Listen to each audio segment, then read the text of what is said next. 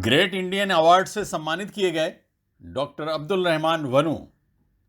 अपने आसपास की गंदगी पर जब कभी भी डॉक्टर अब्दुल रहमान वनू साहब की नज़र पड़ती थी तो उन्हें बड़ी मायूसी होती थी कि हमारा प्यारा देश क्यों नहीं यूरोपीय देशों की तरह साफ सुथरा हो सकता है।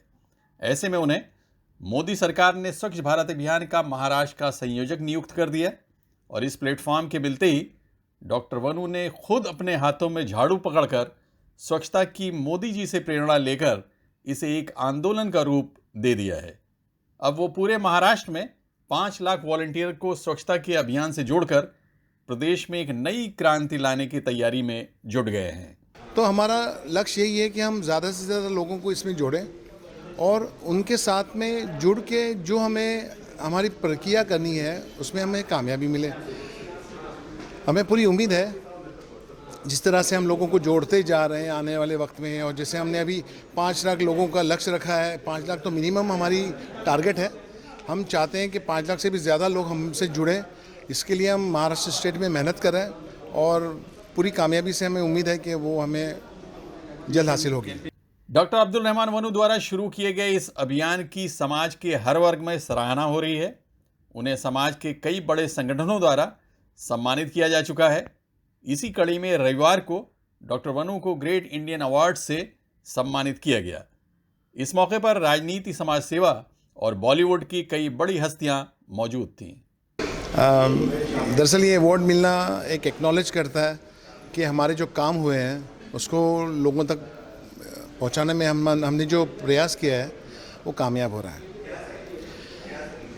दूसरी बात यह है कि जब भी ऐसा मौका मिलता है मुझको कि मैं कुछ लोगों के बीच में कुछ बातें करूं और काम के बारे में जो चीज़ें आगे बढ़ाऊं, तो मैं यही कोशिश करता हूं कि मैं मैसेज लोगों के लिए ये दूं कि जब तक हम ये जो अंग्रेज़ी वर्ड है आई उसको अपनी ज़िंदगी से नहीं निकालेंगे, ना हम अपनी मदद कर पाएंगे, ना अपने सोसाइटी की मदद कर पाएंगे और ना देश की मदद कर पाएंगे। ये मेरा बहुत ही स्ट्रॉन्ग मानना है।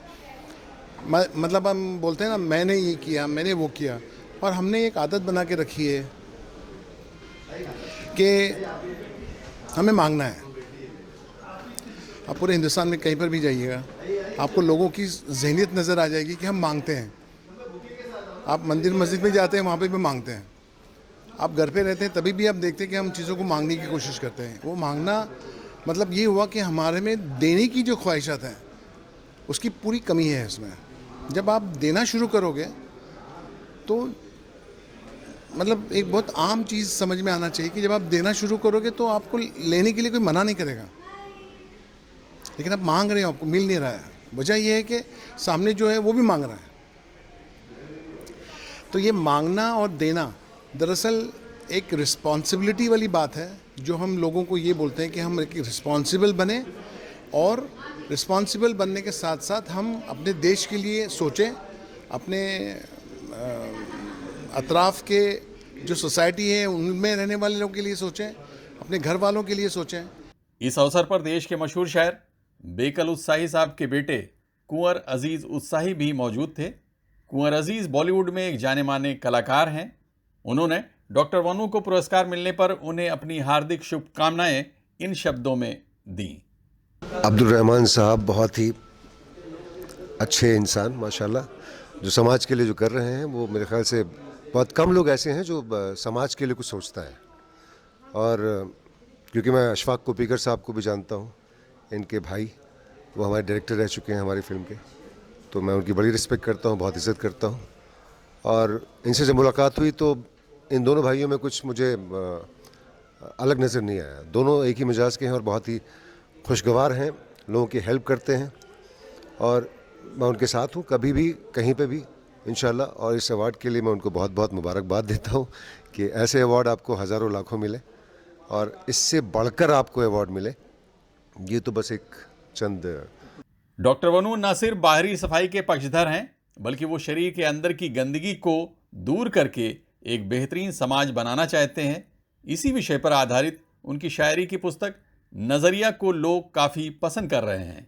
हमने कोशिश की है कि हम महाराष्ट्र स्टेट के जितने भी इलाके हैं, हमने पूना हो गया, नासिक हो गया, कोकण हो गया, इसके बाद में हम लोग सिंधुदुर्ग की तरफ जाएंगे, उसके बाद में हम दूसरे इलाके नागपुर हो गया, इन लातूर हो गया, सब इलाकों में हम जाकर लोगों को जोड़ने की कोशिश कर रहे हैं और लोग जुड़ भी रहे हैं क्योंकि उनको एहसास है कि स्वच्छता कितनी ज़रूरी है, साफ़ सफाई, हर एक चीज़ की साफ़ सफाई कह रहा हूँ मैं।